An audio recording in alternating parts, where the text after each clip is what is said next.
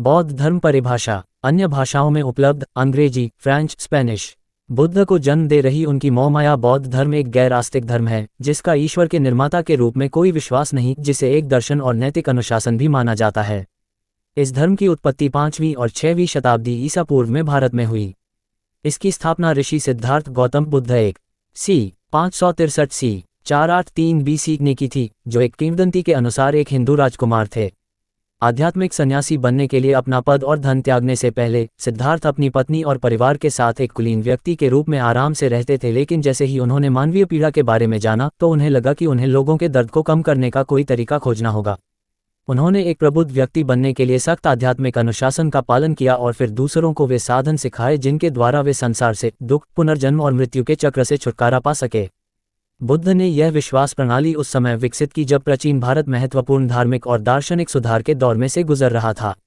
बौद्ध धर्म शुरू में उन विचारधाराओं में से एक थी जो लोगों की जरूरतों को पूरा करने में रूढ़िवादी हिंदू धर्म की विफलता के जवाब में विकसित हुई थी। मौर्य साम्राज्य 322-185 ईसा पूर्व के अशोक महान 268-232 ईसा पूर्व के शासनकाल तक यह एक अपेक्षाकृत छोटी विचार प्रणाली बना रहा। अशोक ने न केवल इस विश्वास को अपनाया ही बल्कि पूरे भारत तथा मध्य और दक्षिण पूर्व एशिया में फैलाया भी। बौद्ध धर्म की केंद्रीय दृष्टि को इसके केंद्रीय पवित्र ग्रंथों में से एक धम्मपद के 4 छंदों में संक्षेपित किया जा सकता है। हमारा जीवन हमारे मन से बनता है, हम जैसा सोचते हैं वैसा बन जाते हैं।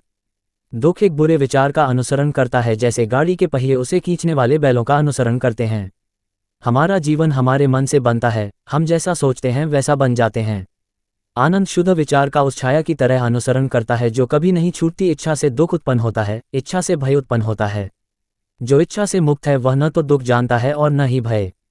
कामना की वस्तुओं के प्रति आसक्ति दुख लाती है, कामना की वस्तुओं के प्रति आसक्ति भय लाती है। जो आसक्ति से मुक्त है वह न तो दुख जानता है और न ही भय। बुद्ध को ये समझ में आ गया कि इच्छा और आसक्ति दुख का कारण बनते हैं तथा मनुष्य कष्ट भोगता है क्योंकि वह अस्तित्व की वास्तविक प्रकृति से अनभिज्ञ है। लोग जीवन के स्थायी होने पर जोर देते हैं और परिवर्तन का विरोध करते हैं। जिसे वे जानते हैं उससे चिपके रहते हैं और जो खो देते हैं उसका शोक मनाते हैं। बिना कष्ट के जीने के साधन की तलाश में बुद्ध ने ये जाना कि जीवन निरंतर परिवर्तन है, कुछ भी स्थायी नहीं है और व्यक्ति आध्यात्मिक अनुशासन के माध्यम से आंतरिक शांति पा सकता है। आध्यात्मिक अनुशासन जीवन की क्षणभंगुरता में सुंदरता को पहचानता है और साथ ही मनुष्य को अनित्य वस्तुओं, लोगों और स्थितियों के प्रति लगाव में फंसने से भी रोकता है। उनकी शिक्षाएं, जो बौद्ध विचार की नींव हैं, 4 महान सत्य, बनने का पहिया और अष्टांगिक मार्ग पर केंद्रित हैं। यही बौद्ध धर्म के विभिन्न विचारधाराओं के केंद्र में है जो आधुनिक समय में भी जारी हैं। ऐतिहासिक पृष्ठभूमि 6वीं और 5वीं शताब्दी ईसा पूर्व, जब भारत में धार्मिक और दार्शनिक सुधार की लहर चल रही थी, तब लोगों की हिंदू धर्म, सनातन व्यवस्था में प्रमुख आस्था थी। विद्वान जॉन एम कोल्लर के अनुसार कृषि जीवन से लेकर शहरी व्यापार और विनिर्माण तक एक बहुत बड़ा सामाजिक परिवर्तन चल रहा था, जिससे पुराने मूल्यों, विचारों और संस्थानों पर सवाल उठने लगे। 46 हिंदू धर्म वेदों के रूप में जाने जाने वाले ग्रंथों की स्वीकृति पर आधारित था, जिन्हें ब्रह्मांड की शाश्वत उत्पत्ति माना जाता था। ऐसा माना जाता था कि वेदों की रचना किसी व्यक्ति ने नहीं की थी, बल्कि उन्हें अतीत में एक निश्चित समय पर ऋषियों द्वारा सुना गया था। हिंदू पुजारियों ने उन वेदों को संस्कृत भाषा में प्राप्त किया और लोगों को सुनाया, एक ऐसी भाषा जिसे लोग नहीं समझते थे। उस समय के विभिन्न दार्शनिक विचारकों ने इस प्रथा और विश्वास संरचना की वैधता पर सवाल उठाने शुरू कर दिए। कहा जाता है कि इस समय में दर्शन शास्त्र की कई अलग अलग विचार प्रणालियां विकसित हुई, जिनमें से अधिकांश जीवित नहीं रही, जिन्होंने या तो वेदों के अधिकार को स्वीकार किया या अस्वीकार कर दिया। जो लोग रूढ़िवादी हिंदू दृष्टिकोण और परिणामी प्रथाओं को स्वीकार करते थे उन्हें आस्तिक, वह मौजूद है, के रूप में जाना जाता था, और जो लोग रूढ़िवादी दृष्टिकोण को खारिज करते थे उन्हें नास्तिक, वह मौजूद नहीं है, के रूप में जाना जाता था। इस काल में जीवित रह जाने वाले नास्तिक विचारधारा के 3 पंथ थे: चारवाक, जैन धर्म और बौद्ध धर्म। बुद्ध ने माना कि ये दोनों रास्ते चरम सीमाओं का प्रतिनिधित्व करते हैं और उनके बीच का एक मार्ग पाया और उन्होंने उसे मध्य मार्ग का नाम दिया। बुद्ध ने माना कि चारवाक और जैन धर्म दोनों ही चरम सीमाओं का प्रतिनिधित्व करते हैं। उन्होंने एक अलग मार्ग खोजा और उसे मध्य मार्ग का नाम दिया। हिंदू धर्म का मानना था कि एक सर्वोच्च व्यक्ति है जो इस ब्रह्मांड को नियंत्रित कर रहा है। उसे ब्राह्मण के रूप में जाना जाता है और जो स्वयं ब्रह्मांड है। यही वह व्यक्ति है जिसने मानवता को वेदों की शिक्षा दी थी। मनुष्य के जीवन का उद्देश्य निर्धारित ईश्वरीय आदेश के अनुसार जीना और उचित कर्म के साथ अपना धर्म, कर्तव्य निभाना है, ताकि अंततः उसे पुनर्जन्म और मृत्यु, संसार के चक्र से मुक्ति मिल सके, जिस बिंदु पर व्यक्तिगत आत्मा और वसोल परम आत्मा के साथ मिलन प्राप्त कर पूर्ण मुक्ति और शांति का अनुभव कर सकेगी। चारवाक ने इस विश्वास को अस्वीकार कर दिया और इसके स्थान पर भौतिकवाद की पेशकश की। इसके संस्थापक बृहस्पति L.C. 600 BC ने दावा किया कि लोगों के लिए हिंदू पुजारियों की इस बात को स्वीकार करना हास्यास्पद था कि एक ऐसी भाषा जो लोगों की समझ से बाहर है, भगवान का शब्द है। उन्होंने सत्य का पता लगाने और आनंद को जीवन का सर्वोच्च लक्ष्य मानकर उसकी खोज के लिए प्रत्यक्ष धारणा के आधार पर एक विचारधारा की स्थापना की। महावीर, जिन्हें वर्धमान के नाम से भी जाना जाता है, 599-527 BC ने इस विश्वास के आधार पर जैन धर्म का प्रचार किया कि व्यक्तिगत अनुशासन और नैतिक संहिता के सख्त पालन से बेहतर जीवन मिलता है और मृत्यु के बाद संसार से मुक्ति मिलती है। बुद्ध ने माना कि ये दोनों रास्ते चरम सीमाओं का प्रतिनिधित्व करते हैं और उनके बीच का एक मार्ग पाया और उन्होंने उसे मध्य मार्ग का नाम दिया। सिद्धार्थ गौतम बौद्ध परंपरा के अनुसार सिद्धार्थ गौतम का जन्म लुम्बिनी आधुनिक नेपाल में हुआ था और वह एक राजा के पुत्र की तरह पलकर बड़ा हुआ। एक दृष्टा की भविष्यवाणी सुनकर कि वह या तो एक महान राजा बनेगा या फिर यदि वह पीड़ा या मृत्यु देखेगा तो आध्यात्मिक नेता बनेगा, उसके पिता ने अस्तित्व की हर कठोर वास्तविकता से उसे दूर रखने की कोशिश की। सिद्धार्थ का विवाह हुआ, उसका एक पुत्र था और उसे अपने पिता के उत्तराधिकारी के रूप में राजा बनने के लिए तैयार किया गया। एक दिन, कुछ संस्करणों में कुछ दिन, वह सारथी के साथ महल के परिसर, जहां उसने 29 साल बिताए थे, से बाहर निकला तो उसका सामना जिंदगी की सच्चाइयों से हुआ जिन्हें 4 संकेतों के रूप में जाना जाता है: एक बूढ़ा आदमी, एक बीमार आदमी, एक मरा हुआ आदमी, एक तपस्वी। पहले 3 के बारे में जब उसने अपने सारथी से पूछा, क्या मैं भी इस सब के अधीन हूँ, तो सारथी ने उसे आश्वासन दिया कि हर कोई बूढ़ा होता है, हर कोई किसी न किसी समय बीमार होता है और हर किसी की मौत निश्चित है।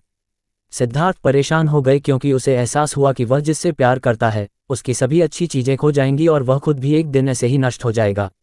सिद्धार्थ गौतम, ऐतिहासिक बुद्ध, जब उसने सड़क के किनारे पीले वस्त्र पहने एक मुंडे सिर वाले तपस्वी को मुस्कुराते हुए देखा तो उससे पूछा कि वह अन्य पुरुषों की तरह क्यों नहीं है। तपस्वी ने समझाया कि वह चिंतन, करुणा और अनासक्ति से भरा शांतिपूर्ण जीवन बिता रहा है। इस घटना के कुछ ही समय बाद सिद्धार्थ ने तपस्वी के उदाहरण का अनुसरण करने के लिए अपनी संपत्ति, पद और परिवार को छोड़ दिया। सबसे पहले उसने एक प्रसिद्ध शिक्षक की तलाश की जिससे उन्होंने ध्यान की तकनीकें सीखीं, लेकिन इससे उसे चिंता या पीड़ा से मुक्ति नहीं मिली। एक दूसरे शिक्षक ने उसे सिखाया कि अपनी इच्छाओं को कैसे दबाया जाए और चेतना को कैसे निलंबित किया जाए, लेकिन ये भी कोई समाधान नहीं था क्योंकि यह मन की स्थायी स्थिति नहीं थी। उसने अन्य तपस्वियों की तरह जीने की कोशिश की, संभवतः जैन अनुशासन का अभ्यास भी किया, लेकिन ये भी उसके लिए पर्याप्त नहीं था। आखिरकार उसने भूखे रहकर, दिन में केवल चावल का एक दाना खाकर, शरीर की ज़रूरतों को पूरा करने से इनकार एक दाना खाकर शरीर की ज़रूरतों को पूरा करने से इनकार करने का फैसला कर लिया। उसका शरीर इतना क्षीण हो गया कि उसे पहचानना भी मुश्किल हो गया। किंवदंती के एक संस्करण के अनुसार इस स्थिति में या तो एक नदी में उसे मध्यमार्ग का रहस्योद्घाटन प्राप्त हुआ। कहानी के एक दूसरे संस्करण के मानते सुजाता नाम की एक दूधवाली अपने गांव के पास जंगल में सिद्धार्थ के पास आती है और उसे खीर देती है जिसे वह स्वीकार कर लेता है। इस तरह उसकी कठोर तपस्या की अवधि समाप्त हो गई तथा उन्हें मध्य मार्ग के विचार की झलक मिल गई। वह पास के गांव बोधगया में एक बोधि वृक्ष के नीचे घास के बिस्तर पर जाकर बैठ जाता है और कसम खाता है कि या तो वह दुनिया में जीने का सबसे अच्छा ढंग क्या है इसे जान लेगा, नहीं तो वह मर जाएगा। बुद्ध ने रोशनी की एक ही झलक में समझ लिया कि मनुष्य के कष्ट का कारण है कि वह इस निरंतर परिवर्तन वाली दुनिया को स्थायी मानकर एक भ्रम में जीता है। उसने रोशनी की एक झलक में समझ लिया कि मनुष्य के कष्ट का कारण है कि वह इस निरंतर परिवर्तन वाली दुनिया को स्थायी मानकर एक भ्रम में जीता है। आदमी ने अपनी पहचान, जिसे उसने स्वयं का नाम दिया है, से बना रखी है और वह मानता है कि यह कभी नहीं बदलेगी। वह मानता है कि सभी पदार्थ, जैसे कि कपड़े और वस्तुएं जिन्हें वह अपनी मानता है और दूसरों के साथ उसने जो रिश्ते बनाए हैं, ये सब कुछ हमेशा के लिए रहने वाला है। लेकिन वास्तव में इनमें से कुछ भी सच नहीं है। जीवन की प्रकृति, ये संपूर्ण जीवन एक परिवर्तन है और इस बात को पहचान कर और मानकर इस पर कार्य करना, यही दुख से बचने का तरीका है। उस क्षण वह बुद्ध हो गया, जागृत व्यक्ति या प्रबुद्ध व्यक्ति, और अज्ञान और भ्रम से मुक्त हो गया। पूर्ण ज्ञान प्राप्त करने के बाद सभी चीज़ों की अन्योन्याश्रित और क्षणिक प्रकृति को पहचानते हुए उन्होंने पहचाना कि अब वह बिना किसी कष्ट के अपनी इच्छानुसार जी सकते हैं और जो चाहें कर सकते हैं। उन्होंने जो सीखा था उसे वह दूसरों को सिखाने में झिझक रहे थे क्योंकि उन्हें लगा कि लोग उसे स्वीकार नहीं करेंगे, लेकिन अंततः उन्हें यकीन हो गया कि उन्हें यह प्रयास करना होगा। इसलिए उन्होंने सारनाथ के डियर पार्क में अपना पहला उपदेश दिया, जहां उन्होंने पहली बार 4 आर्य सत्यों का और अष्टांगिक मार्ग का वर्णन किया जो व्यक्ति को भ्रम और पीड़ा से ज्ञान और आनंद की ओर ले जाता है। इसे ध्यान में रख लेना चाहिए कि बुद्ध की भ्रम से चेतन्य तक की यात्रा की यह कहानी विश्वास प्रणाली की स्थापना के बाद उनके अनुरूप बनाई गई थी। इसलिए ये कहना कठिन होगा कि बुद्ध के प्रारंभिक जीवन और जागृति के बारे में जो कहा गया है उसमें कितनी वास्तविकता है। विद्वान रॉबर्ट ई बसवेल जूनियर और डोनाल्ड एस लोपेज जूनियर लिखते हैं कि प्रारंभिक बौद्ध कुछ हद तक ये प्रदर्शित करने की आवश्यकता से प्रेरित थे कि बुद्ध ने जो सिखाया वह किसी व्यक्ति का नवाचार नहीं था, बल्कि एक कालातीत की पुनः खोज थी, ताकि यह विश्वास प्रणाली हिंदू धर्म और जैन धर्म 149 के समान आयोजित प्राचीन और दिव्य उत्पत्ति होने का दावा कर सके। आगे जारी रखते हुए बसवेल और लोपेज लिखते हैं, इस प्रकार उनकी जीवनियों में अतीत और भविष्य के सभी बुद्धों को समान चीजें करते हुए चित्रित किया गया है। वे सभी अपनी मां के गर्भ में पालथी मार कर बैठते हैं, वे सभी महाद्वीप के मध्य देश में पैदा हुए हैं, अपने जन्म के तुरंत बाद वे सभी उत्तर की ओर 7 कदम चलते हैं, 4 दर्शन करने और पुत्र प्राप्ति के बाद वे सभी संसार त्याग देते हैं, वे सभी घास के बिस्तर पर बैठकर ज्ञान प्राप्त करते हैं।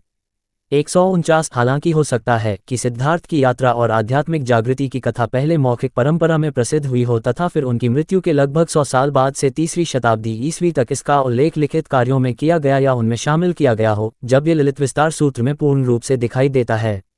ये कहानी तब से दोहराई जा रही है और किसी विकल्प के अभाव के कारण अधिकांश बौद्धों द्वारा इसे सच मान लिया गया है। शिक्षाएं और मान्यताएं जैसा कि उल्लेख किया गया है, सिद्धार्थ को उसकी खोज पर इस एहसास ने चलाया था कि वह सब कुछ जिसे वह प्यार करता था एक दिन खो देगा और इससे उसे पीड़ा होगी। इस एहसास से उन्हें समझ आ गया कि जीवन कष्ट में है। हर किसी को जन्म के समय कष्ट सहना पड़ता है, जैसे हर किसी की मां को भी, और उसके बाद इन सब जीवन भर कष्ट सहकर जो कुछ उसके पास नहीं है, उसकी लालसा, जो उसके पास है उसे खोने के डर, जो कभी उसके पास था उसके खो जाने का शोक, और अंत में मरकर सब उसके खो जाने का शोक, और अंत में मरकर सब कुछ खो देना तथा फिर से वही प्रक्रिया को दोहराने के लिए पुनर्जन्म लेना। भिक्षुओं के साथ भोजन करते बुद्ध की गांधार राहत जीवन पीड़ा के अलावा कुछ और भी हो। इसके लिए हर एक को जीने का ऐसा तरीका खोजना होगा जिससे वह जीवन को एक निश्चित रूप में पकड़ कर रखने की इच्छा के बिना जी सके। हर एक को जीवन की चीज़ों के साथ अपना लगाव छोड़ना होगा, लेकिन साथ साथ जीवन के जो सही मूल्य हैं उनकी सराहना करने में सक्षम होना होगा। आत्मज्ञान प्राप्त करने के बाद उन्होंने जीवन की प्रकृति पर अपना विश्वास 4 आर्य सत्यों में व्यक्त किया। जीवन कष्ट में है, दुख का कारण तृष्णा है, दुख का अंत तृष्णा के अंत के साथ होता है। एक रास्ता है जो व्यक्ति को लालसा और पीड़ा से दूर ले जाता है। 4 सत्यों को मूल आर्य में महान कहा जाता है, साथ में सम्मान के योग्य भी, लेकिन यह ध्यान देने योग्य का सुझाव भी देता है।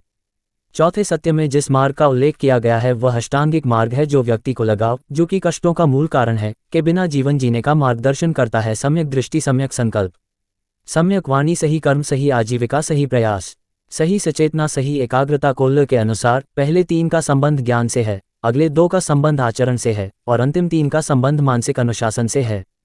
आगे जारी रखते हुए वे लिखते हैं, अष्टांगिक पथ को केवल 8 अनुक्रमिक चरणों के समूह के रूप में नहीं देखना चाहिए, जिसमें अगले चरण पर आगे बढ़ने से पहले उससे पहले वाले चरण में पूर्णता की आवश्यकता होती है, बल्कि पथ के इन 8 घटकों को सही जीवन जीने के लिए मार्गदर्शक करने वाला मानदंड मानकर चलना चाहिए, जिनका जहां तक हो सके दिए हुए क्रम में एक साथ पालन किया जाना चाहिए, क्योंकि इस पथ का उद्देश्य है पूरी तरह से एकीकृत एक उच्चतम जीवन प्राप्त करना।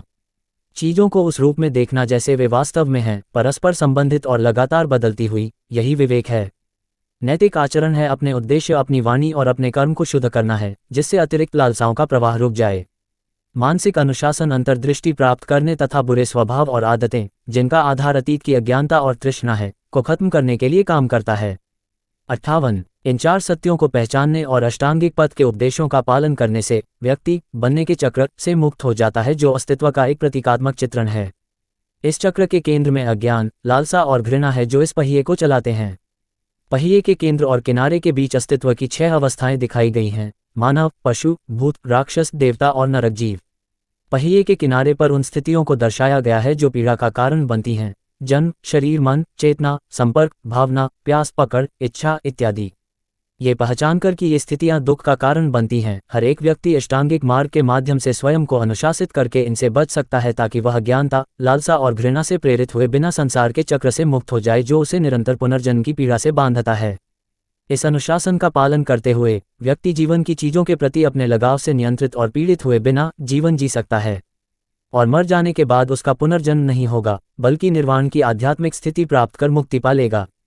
तो यह है वह मध्य मार्ग, जिसे बुद्ध ने एक तरफ भौतिक वस्तुओं और व्यक्तिगत संबंधों के प्रति दासतापूर्ण लगाव तथा दूसरी ओर अपने समय के जैनियों द्वारा अपनाई जाने वाली चरम तपस्या के बीच का एक मार्ग खोजा था। धर्मचक्र उन्होंने अपनी शिक्षाओं को धर्म कहा, जिसका यहाँ अर्थ ब्रह्मांडीय कानून है, जबकि हिंदू धर्म इसी शब्द को कर्तव्य के रूप में परिभाषित करता है।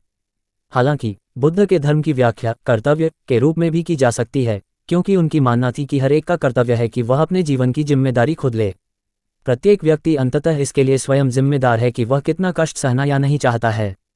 हर कोई अंततः अपने जीवन पर नियंत्रण पा सकता है।